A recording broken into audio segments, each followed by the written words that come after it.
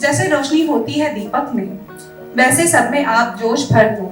पावन किया दरबार को आपने, दीप जलाकर आकाश कर दो। अपने महत्वपूर्ण कामों से भारत की प्रगति में नई ऊर्जा का संचार करते हुए ऊर्जा फाउंडेशन ने पुरस्कार वितरण समारोह का आयोजन किया, जहां पर महिला सशक्तिकरण, चिल्ड्रन डेवलपमेंट, हमारे पुलिस के बहादुर सिपाही और हेल्थ जैसे मुद्दों पर काम करने वाले योग्य महाअनुभवों को सम्मानित किया गया। और इस समारोह के आयोजन के दौरान विभिन्न क्षेत्रों से प्रोफेशनल्स जैसे जज स्नेहा सचिन मात्रे, आरोग्य भारती राष्ट्रीय सलाहकार डॉक्टर अशोक कुमार वैष्णव, डॉक्टर संतोष जी पांडे, श्री सुनील जी खन्ना, अन्य और भी डिग्नेटरीज के साथ मौजूद थे। तो आइए बात करते हैं इस पर क्या कहना है इसके कर्ता धर्ता डॉक्टर विजय जंगम स्वामी का, और साथ ही आयुष भारत से जुड़ी सरकारी एडवाइजरी कमेटी के सलाहकार डॉक्टर अशोक कुमार वार्ष्णेय का।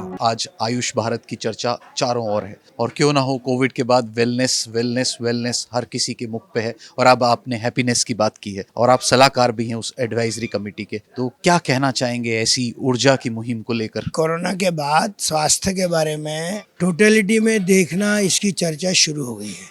केंद्र सरकार, राज्य सरकार वे तो प्रयत्न कर ही रहे हैं, लेकिन जब तक समाज के सभी वर्ग इस विषय को ठीक से न समझें, तब तक यह चर्चा अधूरी ही रहेगी। ऊर्जा फाउंडेशन, अन्य ऐसे संगठन, आरोग्य भारती और हम संगठन मिलकर यह काम कर रहे हैं, आगे भी करते रहेंगे। तो आज के जो अवार्ड सेरेमनी है, जो ऊर्जा से ऊर्जा दी जा रही है आगे अवार्ड्स के थ्रू, तो उसके बारे में क्या कहना? देखिए, आज जो यहाँ पे पुरस्कार वितरण समारोह हुआ, मैं हमेशा कहता हूँ कि पुरस्कार उसी व्यक्ति को मिलना चाहिए जिसका वो हकदार है। तो आज आपने देखा होगा, अलग अलग पुलिसकर्मी थे जिन्होंने कसब का इंटरोगेशन किया था, कुछ महानुभाव थे जिन्होंने राज्य शिक्षक पुरस्कार प्राप्त किया था, कुछ ऐसे लोग हैं जो कभी समाज के सामने नहीं आते लेकिन काम बहुत करते हैं। ऐसे लोगों को हमने चुना, कम से कम 200 प्रोफाइल हम लोग ने खुद ने चेक की, और फिर उसमें से केवल 9 लोगों को, जिनको हम नवरत्न कहते हैं, और मुझे खुशी है कि ऊर्जा फाउंडेशन को ये सौभाग्य मिला कि ऐसे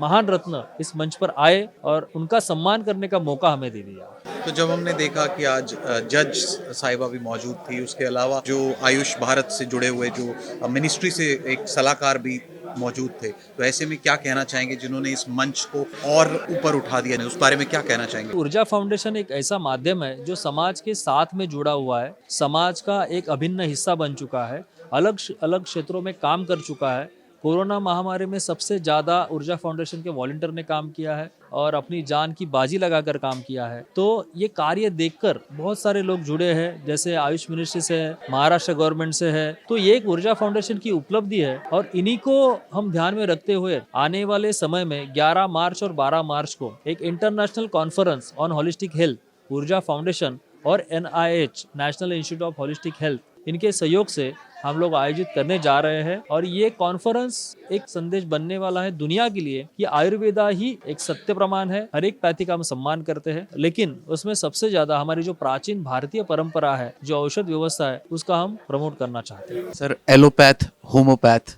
अब जो है वो आयुर्वेद, तो ऐसे में इस प्रणाली में हमने चेंजेस होते देखे हैं। और जैसे हमने आगे भी बात की, हमें जब कोविड आया तो हमें वेलनेस और उसके बाद आयुर्वेदा का ज्यादा संज्ञान होने लगा। तो इस बारे में क्या कहेंगे कि सरकारों की ये मुहिम, और आयुष भारत के नाम से एक वीजा भी फैसिलिटी दी जा रही है जो कि आने वाले समय में देखने को मिलेगी, तो क्या कहना चाहेंगे कि इसका सक्सेस कैसे बढ़ेगा, और कैसे ये एलोपैथी को क्या टेक ओवर करेगा या उसकी अपनी जगह बनी रहेगी? एक चीज ये ध्यान कर लेनी चाहिए कि होलिस्टिक हेल्थ सिस्टम ये कॉकटेल नहीं है। कहीं भी एलोपैथी को जोड़ देना, कहीं भी आयुर्वेद को जोड़ देना, कहीं भी योग को जोड़ देना नहीं। उसका एक डेफिनेट सिस्टम है। उसी सिस्टम को डेवलप करने के लिए नीति आयोग काम कर रहा है। मिक्सोपैथी भी नहीं है, मिक्सोपैथी का कोई भी समर्थन नहीं करता है। इसलिए ये होलिस्टिक हेल्थ सिस्टम, इसका एक डेफिनेट डिजाइन है। रही बात पॉलिसी बनाने की, पॉलिसी बनाना किसी भी सरकार के लिए अपेक्षाकृत सरल होता है, बजाय इसके उसको एग्जीक्यूट करना।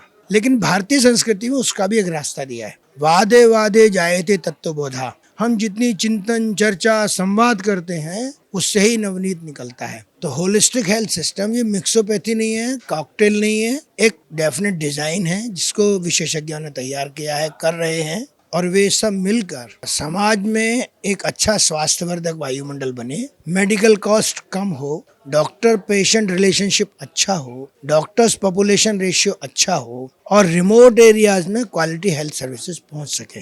सभी चिकित्सक एक दूसरे के पद्धति का सम्मान करें, इन सब विषयों को केंद्र में रखकर यह पूरा तंत्र है। और मुझे लगता है भविष्य में यही भारत में तो अप्लाई होगा ही होगा, देश के बाहर भी ये अप्लाई होने वाला है।